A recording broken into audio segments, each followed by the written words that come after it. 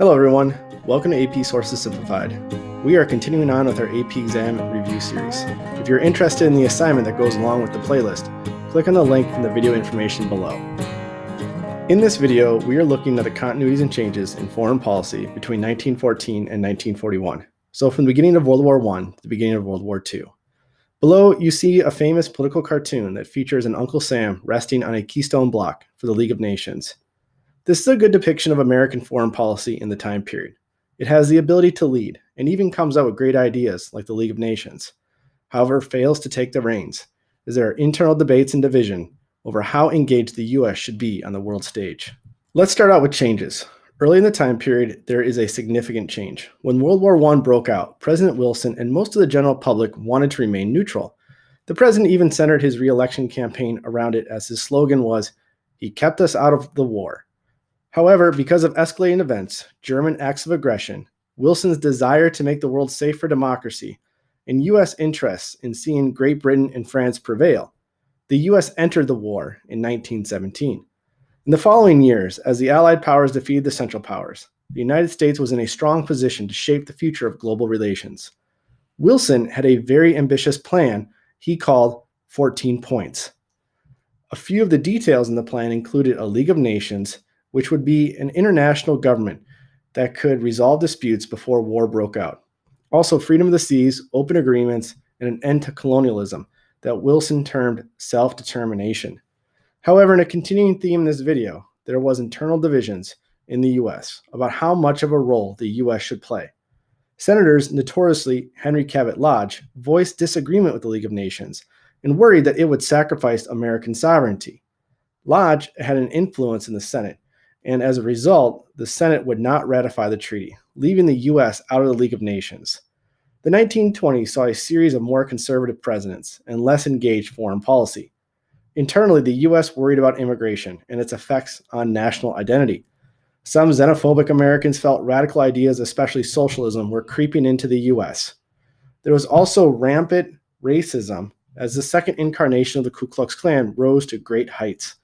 The National Origins Act severely limited immigration from everywhere except white Anglo-Saxon Protestant countries, and completely banned immigration from Asia. However, the U.S. still engaged with the world economically. Its economy was the strongest and was able to project great influence over the global economy.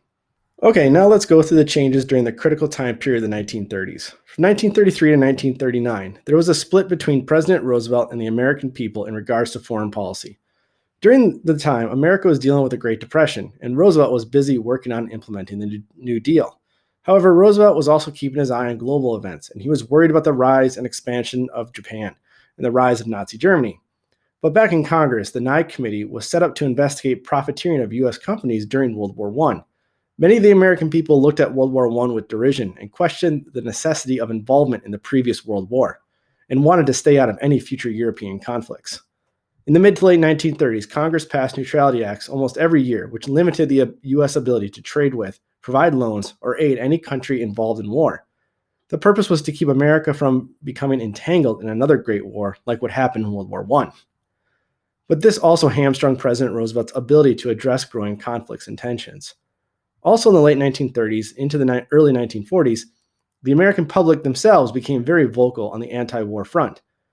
The American First Committee, a citizens' anti-war group that would go on to boast more than 800,000 members and led by Charles Lindbergh, gave speeches and held rallies across the country criticizing Roosevelt and his actions. One specific action was Roosevelt's attempts at aiding allied Great Britain that was under siege from the Nazi Luftwaffe. Roosevelt tried to get around the neutrality acts by lending instead of selling Great Britain ships and other supplies in exchange for leases to various ports around the world. All debates about interventionism would end, though, on December 7, 1941, when Japan launched a surprise attack on Pearl Harbor. From that point on, America would be fully engaged in the Second World War and beyond. Like a few other CCOT videos, you might be asking, where are the continuities? It is much easier to identify the changes because things change all the time, but we can find a few continuities in foreign policy. The first is the U.S. always maintained engagement with the world. Some will say the 1920s were an era of isolationism, but even then we see the U.S. leading the way on disarmament with the Washington Naval Conference in 1921 and attempts at world peace with the Kellogg-Briand Act in 1928. Also, until Pearl Harbor, there was always a strand of isolationism present. World War I was not universally popular, as seen in the protests during it and subsequent attempts to squash those protests with the Sedition Act that was used on multiple occasions to silence dissent. Two cases in particular that were taken to the Supreme Court were Schneck versus United States and Debs versus United States. Of course, then we see the U.S. staying out of the League of Nations and those neutrality acts. So America played a balancing act in this time period that I think can be categorized as cautious interventionism. Okay, that does it for foreign policy between 1914 and 1941, and also the continuities and changes part of the review assignment. Not going to lie, I'm kind of glad this one is done. I think the future topics and historical thinking skills will be easier and shorter. Subscribe to the channel for more AP exam reviews and primary source explanations.